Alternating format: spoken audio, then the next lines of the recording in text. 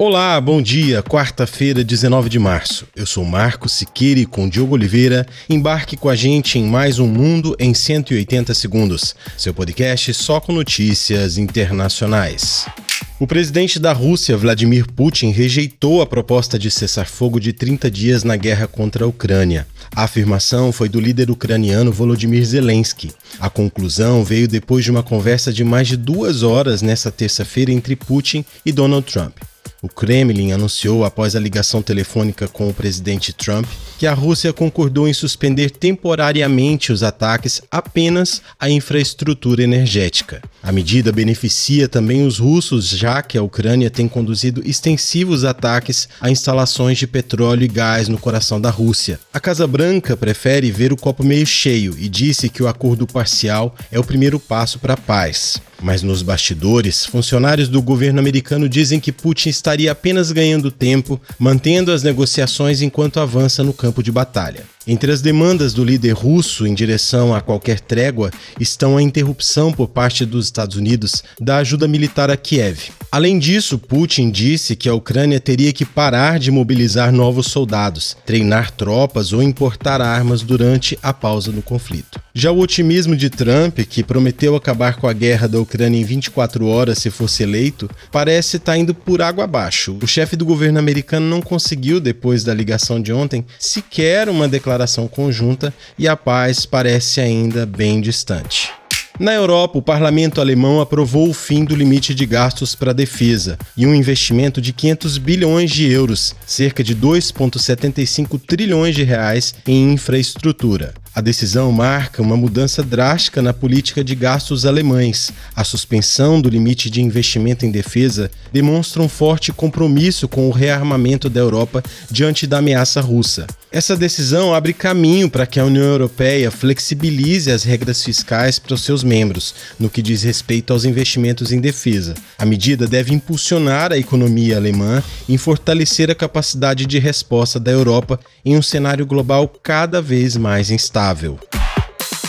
No Oriente Médio, continuam os ataques israelenses à faixa de Gaza depois do rompimento do cessar-fogo de quase 2 meses. A ofensiva surpresa, que começou na madrugada da última terça-feira, já deixou mais de 400 mortos, entre eles diversas mulheres e crianças. Ataques aéreos acontecem em todo o território, enquanto o primeiro-ministro Benjamin Netanyahu promete intensificar as operações contra o Hamas. O governo israelense justificou os ataques pela recusa do Hamas em liberar reféns e a rejeição às propostas de mediação apresentadas pelos Estados Unidos. Por outro lado, grupos palestinos acusam Israel de violar o acordo firmado em janeiro. A situação humanitária na região tem piorado bastante, com milhares de pessoas presas sob escombros e hospitais sobrecarregados. O chefe da ONU, Antônio Guterres, disse estar, abre aspas, indignado frente aos ataques aéreos israelenses em Gaza. Críticos de Netanyahu o acusam de prolongar o conflito para agradar sua base política de extrema-direita e se manter no poder. No momento, o status de primeiro-ministro lhe garantiria certa proteção legal e política. Netanyahu é alvo de investigações de corrupção, suborno, fraude e quebra de confiança. Agora, partindo para o continente africano, os presidentes da República Democrática do Congo, Félix Tshisekedi, e de Ruanda, Paul Kagame, se reuniram ontem em Doha, no Catar, para discutir o conflito no leste do Congo. Mediado pelo emir do Catar, Sheikh Tamim, o encontro marcou o primeiro diálogo direto entre os países desde que rebeldes do M23, um grupo rebelde armado, apoiados por Ruanda, tomaram 2 cidades estratégicas no Congo, em uma região rica em minerais. Os líderes reafirmaram um compromisso com um cessar-fogo imediato e incondicional, mas sem dar detalhes sobre sua implementação. A violência no Congo já deslocou mais de 7 milhões de pessoas e intensificou a crise humanitária. Desde janeiro, mais de 7 mil pessoas morreram na região, incluindo muitos civis.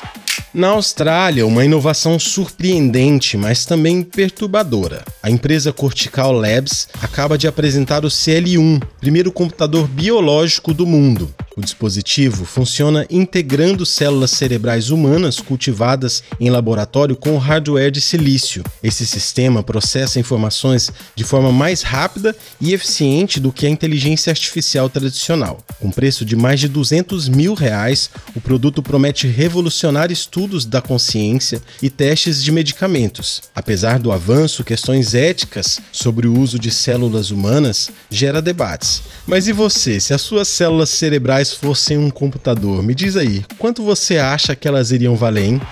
É isso, a gente fica por aqui. Para receber diversas notícias atualizadas em tempo real e assistir os bastidores da produção do podcast, segue a gente no nosso Instagram. O arroba é mundo_180_segundos. Repetindo, mundo_180_segundos. Compartilhe o nosso podcast nos grupos de mensagens com amigos e familiares. E não se esqueça de nos dar 5 estrelinhas. Para você, um ótimo dia, uma ótima semana e até mais!